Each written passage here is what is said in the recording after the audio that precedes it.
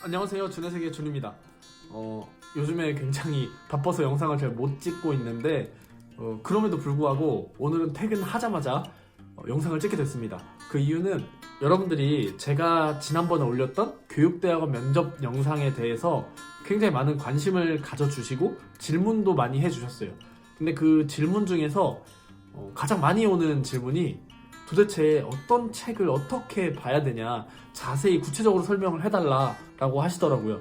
그래서 그 당시에 제가 책에 대해서 자세히 설명을 안 했던 이유는 사람마다 공부 방법이 다르고 그리고 준비하는 시간도 다르기 때문에 내가 괜히 이 책을 보라고 했다가 또 도움이 안 될 수도 있어서 제가 좀 직접 언급하기 꺼려했던 부분인데, 그럼에도 불구하고 여러분들이 물어보니까 오늘은 처음부터 끝까지 제가 무엇을 공부를 했는지 자세히 설명을 드리겠습니다.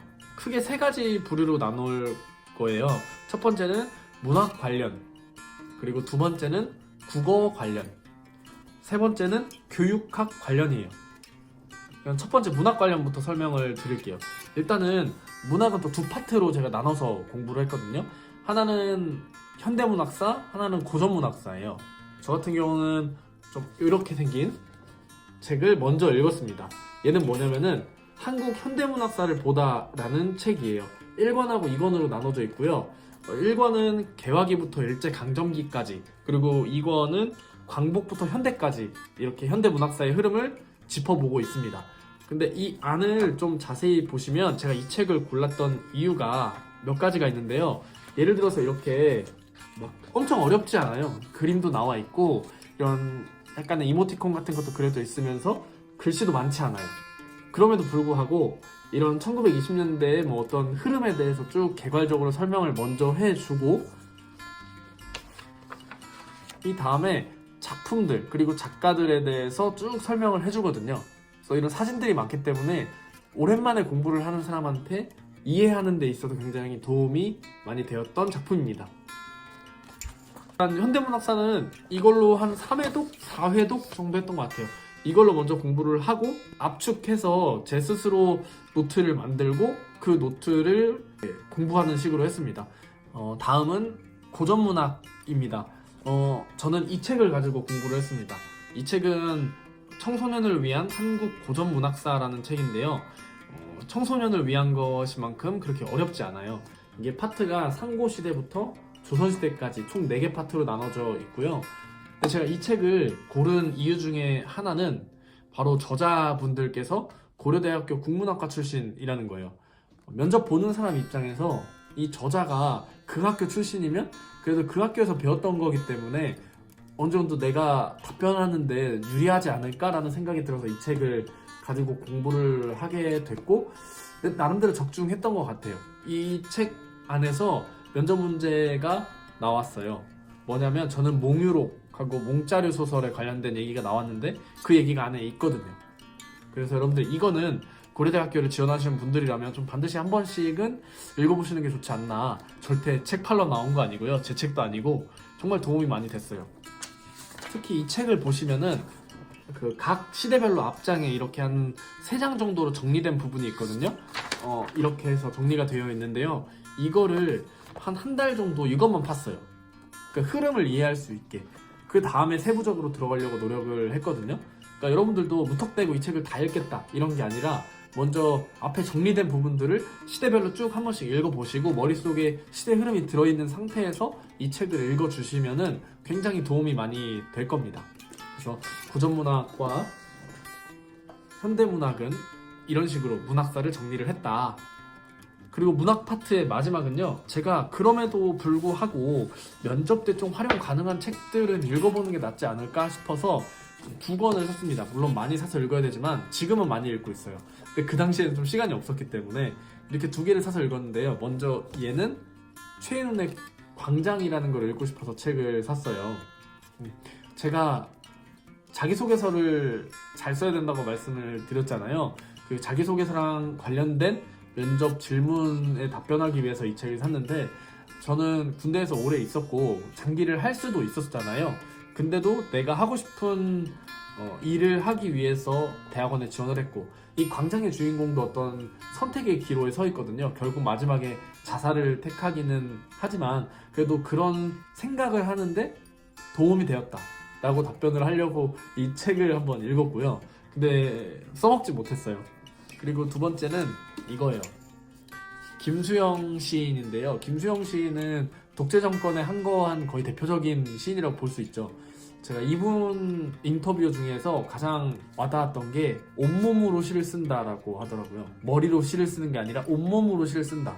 그래서 내가 어떤 하나의 목적을 달성하기 위해서 온몸으로 싸워본 적이 있나? 라는 생각이 들어서 이 책은 한번 읽어볼 필요가 있겠다 생각이 들어서 이렇게 이 책을 사서 읽었습니다. 지금까지 문학 관련한 내용은 끝났고요. 이제는 국어학 관련된 내용을 설명을 드리려고 해요. 국어학을 그렇게 열심히 공부하지는 않았어요. 왜냐면은 이거 나오면 나는 망한 거라고 생각하자 이런 생각이 들어가지고 깊이 공부를 하진 않았어요. 그럼에도 불구하고 기본은 다 훑어야 되기 때문에 그래서 선택한 게 이 독학사 책입니다. 국어학개론이라는 책이죠. 여기 안에 보시면은 뭐 국어가 뭔지, 국어학이 뭔지, 그리고 의문론, 문법론, 의미론, 형태론, 뭐 국어사 이런 식으로 쭉 나와 있거든요. 근데 제가 이 중에서도 가장 의미 깊게 본 거는 이 앞에 국어랑 국어학이라는 거, 국어가 도대체 뭔지 이런 거랑, 그리고 뒤에 국어사 부분을 위주로 많이 봤습니다. 나머지도 좀 많이 보긴 했는데요. 제가 말씀드린 그 두 부분을 조금 더 깊게 파려고 노력했어요. 이 책을 통해서. 지금 제가 국어학의 일반 이론이라는 수업을 듣고 있는데 그 수업에서 교수님이 말씀하시는 게 있어요. 어떤 것이 새로 나올 때는 항상 그게 왜 나왔는지, 그리고 그게 왜 없어졌는지에 대한 이유가 있다. 그것을 배우는 게 결국은 학문을 하는 길이다라고 맨날 표현을 하시거든요. 저도 되게 공감을 해요. 한글이 왜 나왔지? 그리고 한글이 어떻게 변해왔지? 이런 것들을 좀 공부를 하려고 노력을 했습니다. 그래서 굳이 이 책이 아니더라도 전체적으로 좀 훑어볼 수 있는 그런 책을 사시는 게 좋을 것 같아요. 뭐 의미론 이만큼 돼 있는 책, 형태론 이만큼 돼 있는 책, 국어사 이만큼 돼 있는 책, 그런 거는 사실 지금 면접을 볼 때는 크게 도움이 되지 않는다고 저는 생각을 합니다. 개인적으로. 그리고 두 번째, 이거는 언어와 매체라는 책이에요. 여기 이 독학사 책에서 제가 국어학이란 무엇인가를 배웠으면 도대체 고등학교에서 이런 국어를 어떻게 가르치는가에 대해서 알아보고 싶어서 수능 특강을 보고 풀었고요.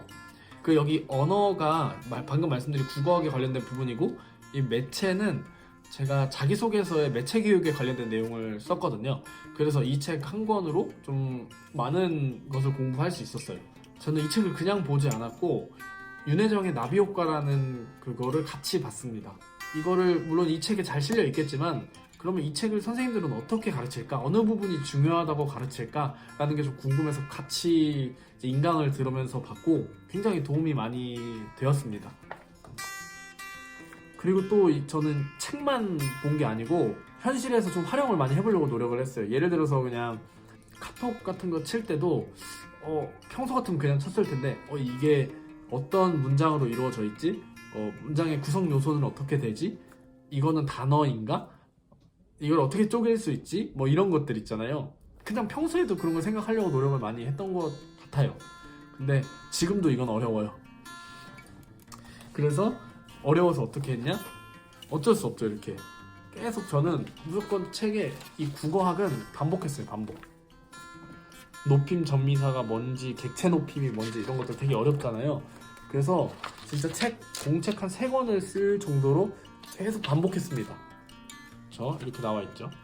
그래서 여러분들도 뭐 어려우시겠지만 어쩔 수 없어요. 반복밖에 없습니다. 그리고 세 번째는 교육학입니다. 교육학은 일단 저는 한 권만 봤어요. 이거예요. 국어 교육의 이해라는 이거 되게 유명한 책이죠. 사실 빽빽해요. 글씨 보이세요? 글씨 크기 차이?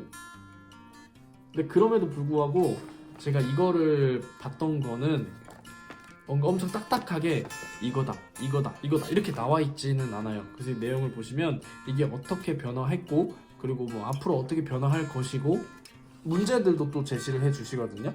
그래서 이런 문제들을 한 번씩 읽어보면서 이렇게 생각해 볼 수도 있구나 라는 생각을 하게 되었기 때문에 이 책을 읽었어요. 근데 그렇게 엄청 많이 보진 않았어요. 다른 문학이나 국어학보다. 왜냐면 교육학의 질문이 나오면 나는 할 말이 없다라고 생각을 했거든요. 교육학 전공을 사실 하지도 않았고 이걸 혼자 본다고 다 할 수 있는 것도 아니다라고 판단해서 저는 조금 더 앞쪽에 비중을 두었던 것 같습니다. 이거를 공부를 할 때는 먼저 기출문제에 나왔던, 그러니까 면접 기출에 나왔던 부분들이 교육학에 관련된 내용은 여기에 많이 실려 있더라고요. 그래서 그걸 위주로 한 번씩 쭉 훑어보려고 했고, 그 다음에 요즘 이슈에 관련된 거, 그러니까 예를 들면은 뭐 요즘에 문해력 관련되는 그런 문제가 많이 나오잖아요. 그래서 여기 뭐 읽기 교육에 관련된 내용을 한 번 더 읽어보고, 근데 제 면접 때 여기 있는 내용이 나오긴 했는데 쓰기 교육에 대해서 나왔어요. 근데 제가 쓰기 교육을 한 번 쑥 훑어보고 그냥 지나갔거든요. 읽기 교육이 나올 줄 알고 선택과 집중을 한 거죠. 그래서 면접 때 폭망했던 그런 기억이 있습니다. 근데 한 번 읽긴 했으니까 과정형 쓰기 교육이 뭐냐라고 물어보셨는데, 과정형 쓰기 교육? 대충 이런 느낌이다 라고 설명하고, 죄송합니다, 제가 아직 공부를 못했습니다 라고 했던 기억이 있네요. 이거는 읽어보질 못했는데요, 미래를 여는 교육학이에요.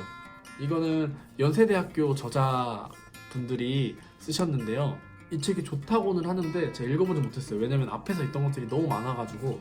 얘는 곧 읽어볼 생각입니다. 왜냐면은 여기 쭉 보시는 것들이 교육 심리도 들어있고 교육 사학도 들어있고, 그래서 지금 공부하는 것들의 연관성이 있기 때문에 얘를 지금 읽어볼 생각이에요. 여러분들 혹시 시간이 많으시다면 교육학은 이 책을 반드시 읽으시고 또 이 책을 추가로 읽으시면은 도움이 많이 되실 것 같아요.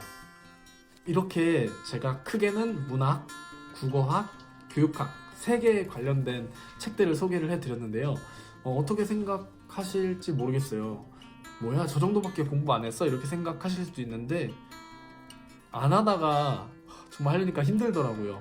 그래서 지금은 또 예열이 된 상태니까 앞으로 공부를 더 열심히 해야 되겠죠. 이 영상을 보시는 여러분들은 저보다 더 많이 공부하셨고 그리고 더 잘하실 거니까 원하는 학교에 꼭 들어가셔서 꿈을 이루셨으면 좋겠습니다. 그러면 저는 또 다음에 좋은 영상으로 여러분들께 찾아오겠습니다. 여러분 안녕.